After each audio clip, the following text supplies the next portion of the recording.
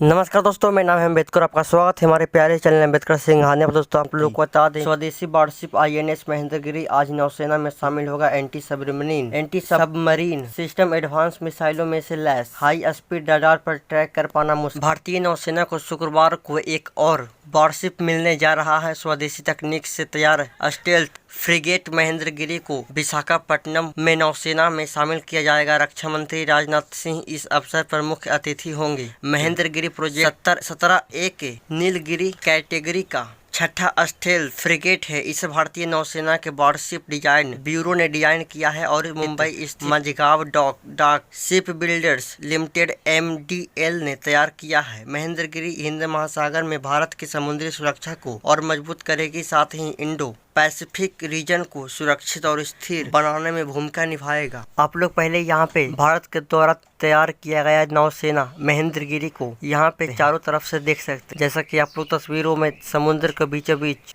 स्थित महेंद्रगिरी को देख सकते। आप लोग को बता दें कि 75% से ज्यादा स्वदेशी तकनीक युद्धपोत में 75% से ज्यादा स्वदेशी उपकरण और तकनीक का इस्तेमाल किया गया है। इसके निर्माण में देश भर की कई MSME कंपनियों ने भी योगदान दिया है, जिससे रक्षा उत्पादन को बढ़ावा मिलने के साथ रोजगार का भी अवसर बढ़ेगा। मॉडर्न हथियारों से लैस महेंद्रगिरी में आधुनिक सरफेस टू सरफेस और surface to air missile system, advance electronic warfare system, anti submarine warfare system और इंटीग्रेटेड कॉम्बैट मैनेजमेंट सिस्टम लगाए गए हैं। साथ ही स्टेल्थ तकनीक और हाई स्पीड क्षमता है। महेंद्रगिरी में उन्नत स्टेल्थ तकनीक दी गई है, जिससे इसकी रडार पर पहचान कर पाना मुश्किल होगा। इसमें कंबाइंड डीजल और गैस यानी कि CODOG प्रोपेल्शनल सिस्टम लगाया गया है, जो इसे लंबी दूरी तक ले जाने की गति के संचालन की क्षमता देता है। वारशिप जिनकी कमीशनिंग हो चुकी है, पहला NS नीलगिरी, INS उदयगिरी,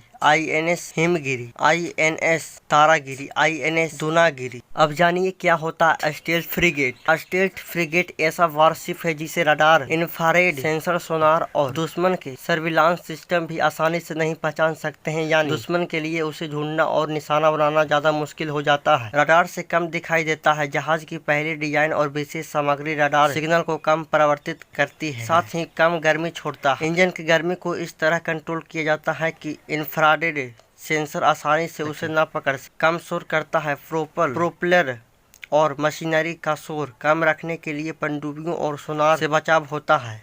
वहीं मल्टीपर्पज वारशिप की बात करें तो यह हवा, समुद्र और पनडुब्बी तीनों तरह के खतरों से लड़ सकता है। साथ ही आधुनिक हथियार सरफेस सतह से हवा में मार करने वाली मिसाइलें, टॉरपीडो, नौसैनिक तो हेलीकॉप्टर और अत्याधुनिक रडार से लैस होता है। वहीं आज की नॉलेज की बात करें तो INS महेंद्रगिरी का नाम महेंद्रगिरी पर्वत पर रखा गया है। उसका धार्मिक महत्व भी है। पौराणिक मान्यताओं के अनुसार यह पर्वत भगवान परशुराम की तप स्थली थी। रामायण में भी इसका उल्लेख मिलता है। भारतीय नौसेना अपनी कई युद्धपोतों के नाम देश के ऐतिहासिक पर्वतों, नदियों और विरासत से जुड़े स्थलों पर रखती है, जिससे सैन्य परंपरा और सांस्कृतिक पहचान दोनों को सम्मान मिलता रहता है। तो दोस्तों आज के लिए बस इतना ही। धन्यवाद।